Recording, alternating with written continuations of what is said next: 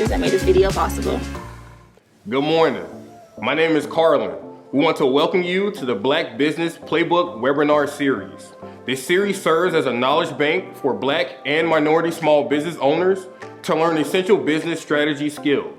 I'm thrilled that we can share a variety of content such as finance, sales, marketing, HR, legal, and more.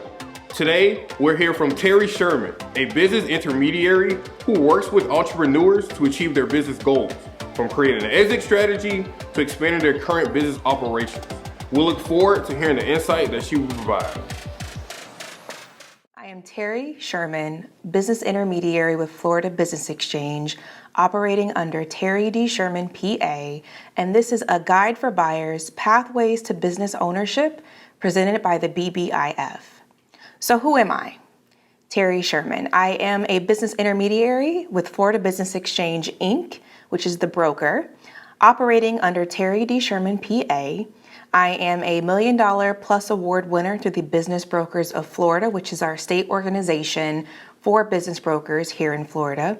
I am the Folio Weekly Best of Jacks winner for Best Business Broker, and I'm also a member of the International Business Brokers Association, also known as the IBBA.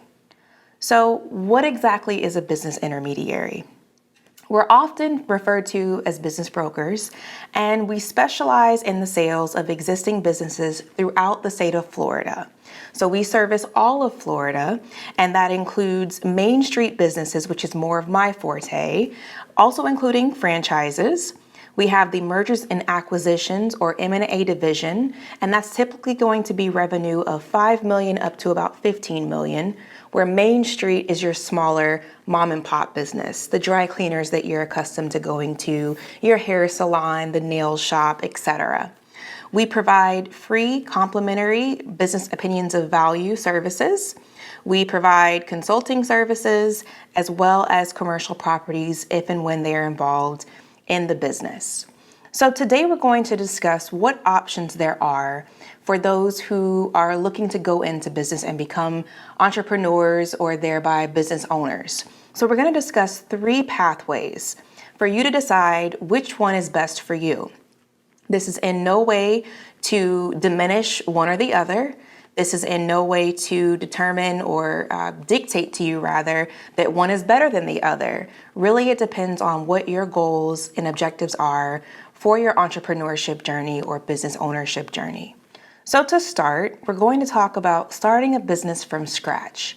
So one of the first things that you want to do is prepare properly before going down the path of starting a business from scratch. So what does preparation entail? You have to decide first and determine, is there a market for your product or your service? What will you need in terms of startup, meaning what capital or what financing will you need to have in place? Not just startup capital, but also working capital once you get your doors open, either literally or figuratively speaking, and for how long you will need to sustain that until you're able to turn a revenue. You want to think about the cost of your equipment or your build out if you're going into a physical space.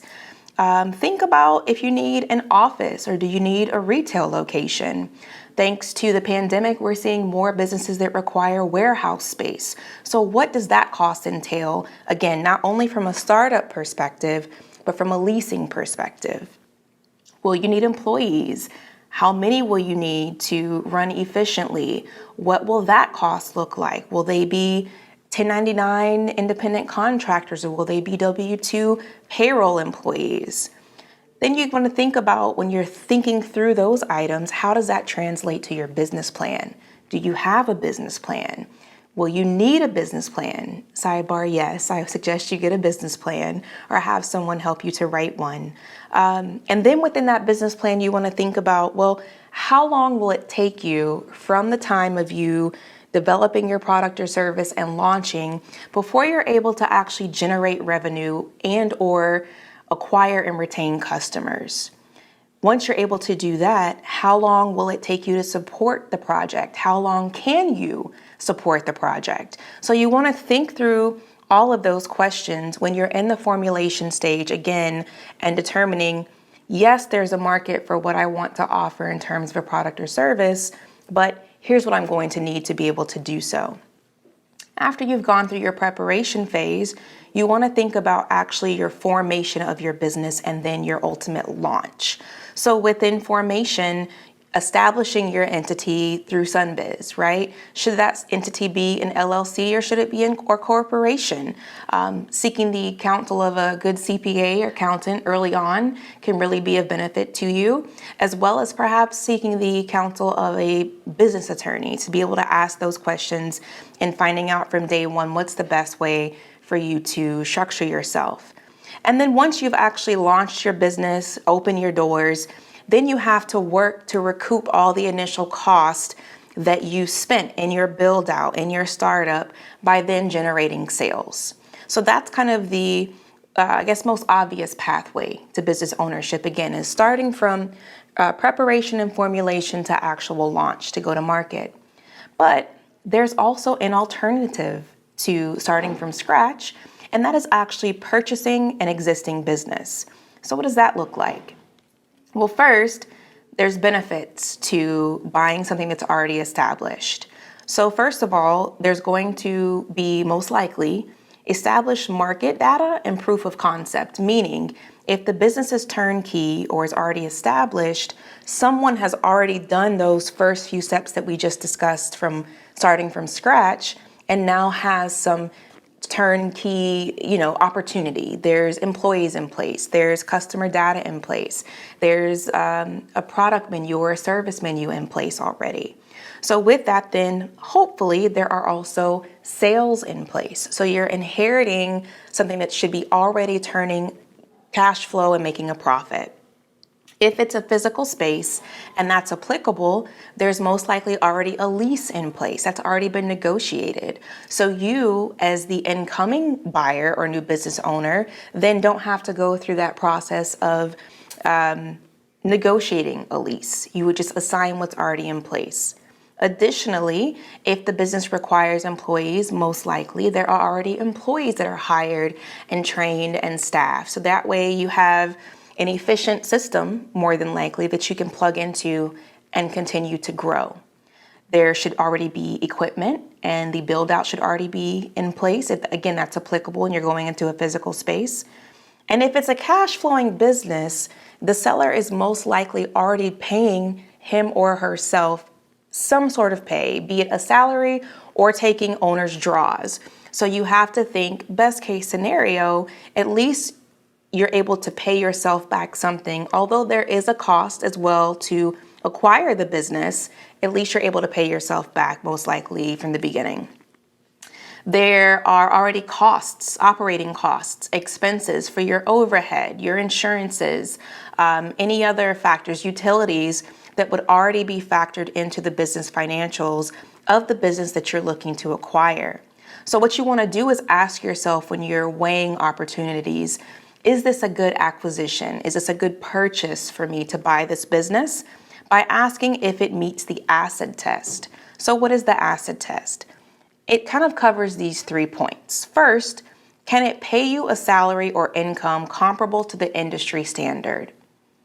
Next, is it able to pay the debt service if that's applicable?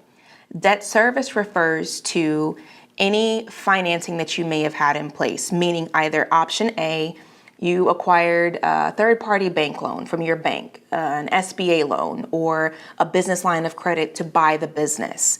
Or option B, perhaps the seller offered seller financing, which is not abnormal here in Florida. As a side note, probably 80 to 85% of the businesses sold here in Florida of all sizes include some form of seller-held note.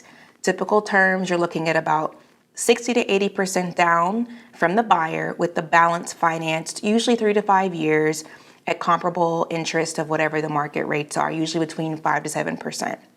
So going back to the acid test, can that business not only pay me a salary as the new owner, but can it also meet the debt service out of the net profit? And then lastly, the question of the acid test is, can it return your initial investment within a reasonable time? Thinking about a max of 7 years. Ideally, though, 3 to 5 years. So if you check yes to those boxes, then perhaps you have a viable deal to really consider further. Now, what happens if there's a business for sale that is not cash flowing? You may see those referred to as a sale of assets. Is there still an opportunity there for you? Yes, it is. Because at least you can take over those tangible assets, the furniture, the fixtures, the equipment, the inventory, perhaps the employees. If you like the name and the concept or the product or the service, you can inherit that as well. We would call that more of a strategic purchase than a financial purchase. But within that strategy, if you say, well, I know how to turn this business around, that could still be viable for you as well. So don't discount the opportunity, even if it's not cash flowing. Really consider if it's in line with your goals and objectives, once again, for your entrepreneurial journey. So the third pathway to business ownership is purchasing a franchise. So there are real benefits as well to purchasing a franchise, some that differ a little bit from buying a Main Street independent business, but some that are very similar. So what makes buying a franchise very attractive for some people is that there's an established brand recognition, and there's also a blueprint that all you have to do is plug into the system and follow. So this is especially beneficial if you have little or no experience in your desired business that you're weighing the decision to purchase, or if you're someone who just likes to have direction provided. Maybe you don't consider yourself particularly innovative. A franchise could be a great way to address that. So there's also other benefits like pre-established supply lines, the purchasing power of a larger group because you get the bulk of all the national franchisees lumped together, and there's ongoing assistance from the franchise. So when you're thinking about, well, should I buy a franchise or an independent concept? Here are some things that you can think about or question when it comes to the particular franchise brand. So first, you might want to spend some time contacting existing franchisees to ask for their feedback. Ask their opinion about the franchise support of the franchisees. Ask what they really love about the brand. Ask if there are some pain points with the brand, and see how that makes you feel and helps and influences your decision as to whether or not it's the right brand or franchise for you. You also want to find out about the royalties and any other associated fees. For instance, is the royalty a percentage or is it a flat fee? Is it a percentage of the gross profit or the net profit? Things that you want to be sure to ask. You will want to also review the franchise disclosure document, FDD. You would want to be sure that the recommended location is right for you, because with the franchise, you must remember you have to abide by that FDD, meaning where you're located, what you're selling, how you're pricing it, etc. And with all of these decisions, again, from starting from scratch to buying an independent existing business to also buying a franchise, you want to make sure that you do, again, seek the advice and counsel from professionals, a good business CPA or accountant, perhaps a good business attorney. Find out what you need to navigate from them. That way you're hopefully avoiding any pitfalls early on. So ultimately, it's your future and your decision. The independence of being your own boss is one of the best feelings that you can have, but it doesn't come without being proactive in every aspect of your life. So remember these three things. You're not going into business as an investment. You're either creating or buying a livelihood. So it will therefore only work if you do. So start from the beginning with the end in mind. So again, Terry Sherman, business intermediary with Florida Business Exchange, and I'm here to help you mind your business today.